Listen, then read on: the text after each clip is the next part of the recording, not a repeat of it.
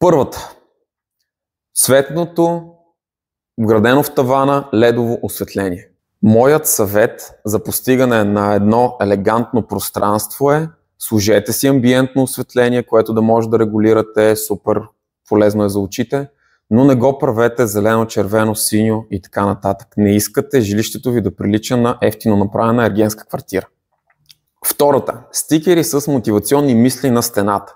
Грешка е според мен, не знам кой го измисли това нещо, но трябва да спре. В момента, в който вие вече осъзнаете, че сте сгрешили, ще си обелите стената, за да ги свалите. И трето, кръглите легла. 70-те години се опитаха да наложат тази тенденция и за мое щастие тя вече почти е умряла още от преди аз да се сета да направя клип по темата, така че с общи усилия ще се радвам да я доубием, но по обясними причини човешкото тяло не е в тази форма.